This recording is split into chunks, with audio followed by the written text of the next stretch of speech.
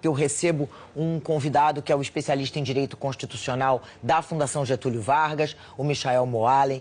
Mais uma vez, obrigada, Michael. Você está acompanhando toda essa questão com a gente desde ontem. Hoje você está aqui no estúdio. Queria começar falando sobre essa operação que a gente mostrou aí, realizada hoje, a respeito das pessoas que manifestaram a sua opinião. A minha pergunta é a seguinte: quando que se considera que uma opinião, uma liberdade de expressão passa a se tornar uma ameaça? O que caracteriza uma ameaça?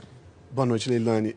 Essa é uma pergunta difícil de responder a priori. A gente não tem uma fórmula pronta para definir o que é uma ofensa. Há variedade de manifestações. Quem tem que decidir isso, em geral, é um juiz, quando provocado por um promotor, por alguém que acuse uma pessoa de ter feito isso.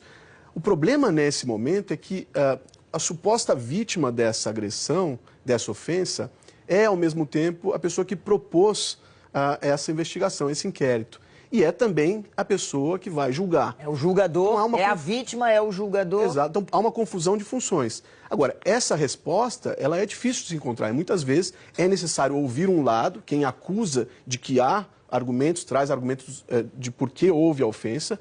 A defesa do indivíduo que é acusado traz os argumentos do porquê não há a ofensa, e o juiz toma uma decisão de modo distante, de modo equidistante, de modo imparcial. Ele ouve os dois argumentos, interpreta a lei e toma uma decisão justa. Quando o próprio juiz ele é contaminado com alguma dessas outras funções, ele não está mais apto para tomar a sua decisão de juiz de modo imparcial.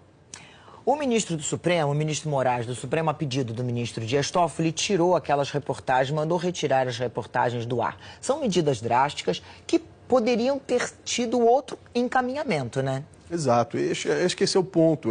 O direito penal ele é muito duro, ele tem que ser usado por vezes na sociedade, mas de modo excepcional.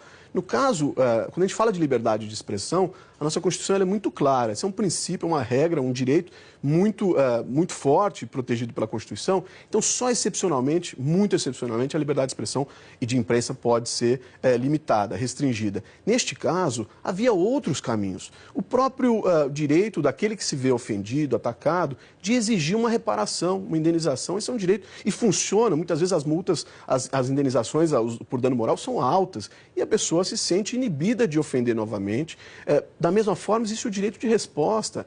O veículo de imprensa que eventualmente reproduziu uma notícia ofensiva ou falsa tem a obrigação de reproduzir, se assim for condenado, uma mesma notícia se retratando. No mesmo espaço, inclusive. E claro que existe uma questão de mercado também, que é importante se lembrar. Quer dizer, a imprensa, o jornalista e o veículo, eles também sofrem danos reputacionais se aquela notícia for inverídica. Se houver mau jornalismo, o jornalista sofre as consequências de um mercado de trabalho competitivo como qualquer outro. Claro, nada pior para um jornalista do que perder a credibilidade, né? Claro. Agora vamos falar do próprio STF, Moalen, porque o ministro Marco Aurélio criticou essas medidas, chamou de censura, claramente.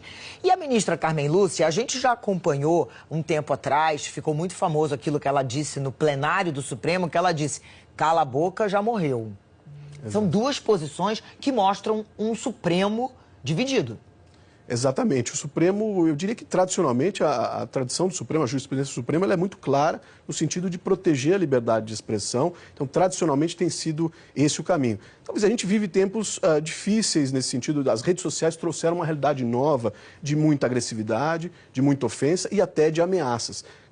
Ainda que a gente contextualize essa realidade do Supremo nesse ambiente, que deve ser difícil, os ministros têm que se lembrar que eles, como pessoas públicas, mesmo que não sejam eleitos, mas são pessoas com funções públicas, o escrutínio em relação às suas atividades é maior. Então, se há uma matéria, um jornalismo investigativo, fazendo o seu trabalho de eventualmente averiguar se há ou não algum elemento que pode eventualmente até levar a uma investigação formal, esse papel tem que ser protegido. E o jornalismo investigativo faz parte da nossa estrutura, da nossa sociedade democrática. Quer dizer, não só, o papel de investigar não é só da polícia, do promotor, mas também da imprensa e da sociedade civil, as organizações sociais, enfim, há muitas pessoas, muitas organizações que fazem esse papel. Cercear esse papel de investigação e de controle social da atividade pública é muito danoso para a democracia.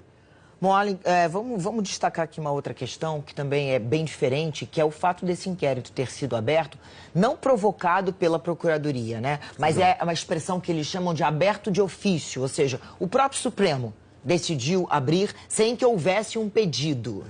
Exato. Geralmente, o princípio do juiz... Isso contraria a normalidade, né? A tradição. Absolutamente excepcional esse procedimento, ele não é normal, mas existe uma previsão regimental, mas, quer dizer, existe a previsão regimental no artigo 43, que a jornalista estava mencionando, que ele prevê essa possibilidade. Mas aí é que está o equívoco. Ele prevê essa possibilidade para casos muito diferentes desses que estão acontecendo. Para casos de crimes ou supostos crimes nas dependências. Não é isso? Eu me lembro na da gente falar sede disso. ou nas dependências do Supremo. E ainda que o direito admita interpretações divergentes, eu não consigo ver como interpretar nas dependências ou na sede como algo que acontece a quilômetros de distância, eventualmente no indivíduo postando notícias ou um jornalista escrevendo em outro estado. Quer dizer, não há interpretação possível. Então, o erro, embora o regimento do Supremo admita, em hipóteses excepcionais, esse tipo de inquérito aberto de ofício, ele não se enquadra nessa hipótese que a gente está presenciando. O Supremo é a corte mais alta do país. Quem julga o Supremo? O Supremo dá a palavra final e muitas vezes erra por último. A gente convive com a gente espera que ele erre pouco por último, porque ele dá a última palavra na interpretação da Constituição e de casos que chegam até ele do Brasil inteiro. Então, felizmente, nesse caso, essa decisão que me parece ser equivocada do ministro relator, não é necessariamente a palavra final, não é a decisão final. A gente tem que sempre lembrar que essa é uma decisão do relator, provocado pelo presidente do Supremo. Mas a palavra final, no caso do Supremo, quem tem autoridade máxima na Corte, é o plenário. E o plenário ainda não se manifestou em relação a isso. Eu espero que se manifeste em breve e corrija esse equívoco sendo cometido pelo ministro relator e presidente. Michael Moalem, a gente já vai voltar a conversar. Eu vou primeiro ler um texto aqui da Ordem dos Advogados do Brasil, depois eu volto a falar contigo. A Ordem dos Advogados do Brasil divulgou uma nota manifestando o seguinte, abre aspas, preocupação com a decisão proferida pelo STF, através de um dos seus ministros, que determinou a retirada de conteúdo jornalístico dos sites eletrônicos e a proibição de utilização de redes sociais por parte dos investigados. Fecha aspas. O texto segue dizendo o seguinte, abre aspas, que a liberdade de imprensa é inegociável, fundamento da democracia representativa, pela qual a diretoria do Conselho Federal e o Colégio de Presidentes da OAB esperam o pleno respeito à Constituição Federal e a defesa da plena liberdade de imprensa e de expressão. Fecha aspas.